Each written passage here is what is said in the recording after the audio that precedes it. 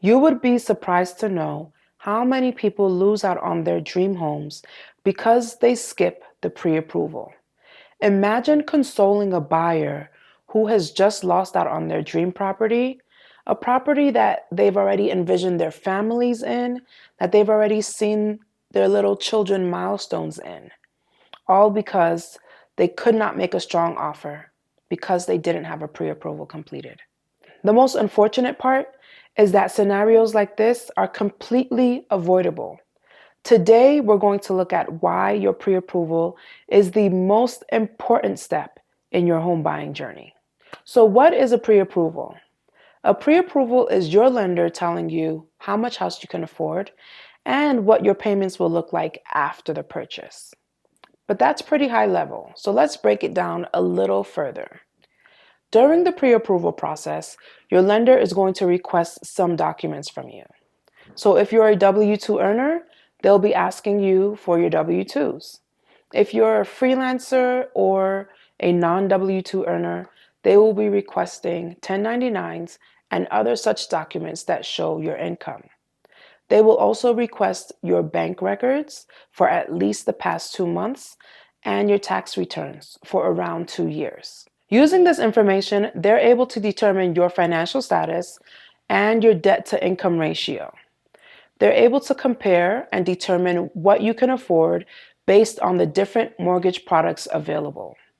Remember, each of the mortgage products have their own calculations for debt to income ratio, but your lender will help you understand what is available to you. You have likely heard the terms pre-approval and pre-qualification. While a pre-approval is a deep dive into your finances using official documents, a pre-qualification is much more of a conversation. Your lender will ask you information about your income and your expenses and go off of that information. Because the pre-qualification is less formal and does not pass through either underwriting or desktop underwriting, you're not able to use this to actually find a home and make an offer. So there are 3 reasons why skipping a pre-approval can be detrimental to your home buying journey. The first issue is not understanding your home buying power. Without a pre-approval, you are lost on what lenders are willing to give you to purchase a home. So you could be shopping for homes completely out of your budget or missing out on homes that would actually be within your budget. The second issue that not having a pre-approval can cause is the inability to make an offer or a delay in making an offer. Most sellers will request that your offer is tendered with a lender letter. Without a pre-approval, there is no lender letter to submit to the seller. This means that you would either lose out on the house altogether or have a lag time between finding the house and submitting your offer. So let's say you're actually able to submit an offer without a lender letter. And as you go through the process, you then determine that you're unable to be approved.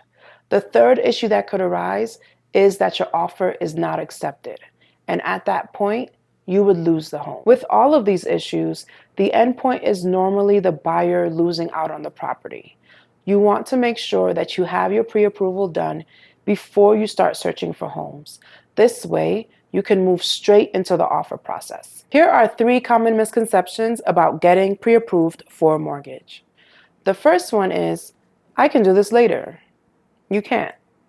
Well, you can, but you shouldn't. Getting pre-approved should be done before you start looking for homes for the maximum benefits. Getting a pre-approval ahead of time means you know which homes to look at, which price tags to look at, that is, and you also can put in an offer as soon as you find the right one. So you don't want to wait till later. The second misconception is, I already have good credit, and so I don't need to speak to a lender and get pre-approved. Actually, you do. Your credit score that you see online and for other industries is not the same as your mortgage credit score.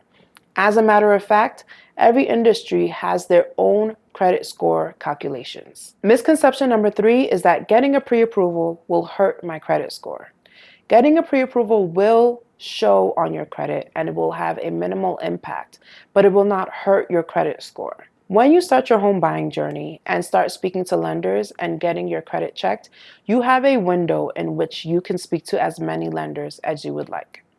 I suggest speaking to a lender though for the best advice. Now you understand why it's important to get pre-approved before you start your home search and a few reasons why skipping a pre-approval can hurt your home buying journey.